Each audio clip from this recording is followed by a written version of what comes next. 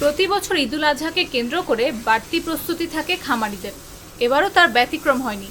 কিন্তু চাহিদার দ্বিগুণ কোরবানির পশু প্রস্তুত থাকায় ন্যায্য দাম পাওয়া নিয়ে আশঙ্কায় পড়েছেন পাবনার খামারিরা। খামারিদের ধারণা, দেশের পরিস্থিতি বিবেচনায় কমেছে কোরবানির পশু ক্রেতার সংখ্যা। এর মধ্যে মিয়ানমার ও ভারত থেকে গরু ঢোকার খবরে ন্যায্য দাম পাওয়া নিয়ে শঙ্কিত তারা বলেছেন, গোখাদ্যের উচ্চমূল্যের পাশাপাশি বেড়েছে পালন ব্যয়। ফলে মাংস হিসেবে 30,000 টাকা মন দর না পেলে লাভের মুখ দেখতে পারেন না তারা। গতবার যে খরচা ছিল, এবার তার চেয়ে 100 থেকে 50 টাকা প্রতি গরুতে দিনে আমাদের খরচা বেশি হয়। এবার তো ধরেন গরুর যে দাম 700 টাকা 750 টাকা যাচ্ছে, কিন্তু যদি আমাদের এইভাবে দাম যায় তাহলে আমাদের অনেক লস হবে।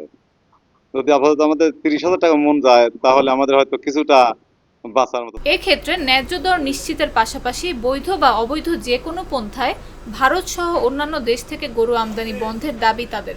গরু এবার ধরেন যে খাদ্যের দাম বেশি হিসেবে নেন, ধরেন যে 1600 টাকা বস্তা আছে, 2200 টাকা বস্তা 2100 টাকা বস্তা হয়ে গেছে খাদ্যের দাম। এখন গরু এবার পাঁচ দিচ্ছে আল্লাহ এখন যেটা করে। এখন ধরেন যে বাজার তো খুব একটা ভালো পাচ্ছি না, মানে দেশে পরিস্থিতি খারাপ। তবে পাবনা জেলা প্রাণী সম্পদ কর্মকর্তা ডাক্তার AKSM মোশাররফ হোসেন জানান, খামারিদের বাজার একদম খারাপ না। এতে খুব বেশি লাভ না হলেও লোকসান হচ্ছে না।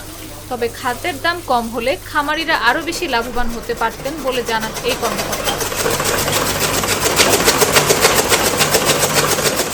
ঈদুল আজহাকে কেন্দ্র করে পাবনার 27,101টি খামারে এবার কোরবানির যোগ্য পশুর সংখ্যা 6,48,204টি। এর বিপরীতে জেলায় চাহিদা রয়েছে 3,12,826টি। উদ্বৃত্ত রয়েছে 3,35,378টি। এবার যে আর কি যেরকম দেখতেছি গরুর বাজার, তো এই বাজারে তো আর মনে করেন কি যে বিক্রি করে হচ্ছে আর টাকা লাভ করা যাবে না, কারণ ব্যয় বাড়ছে অনেক, খাদ্যর দাম বাড়ছে অনেক, তারপরে হচ্ছে যাকে রাখা হয়েছে তার বিল দিতে হয়। আসলে এগুলা বিবেচনা করার পরে যদি গরুর দাম যদি বেশি হয় তাহলে ইনশাল্লাহ আমরা লাভবান হব। নাফিস আব্দুল্লাহ, জাগো নিউজ।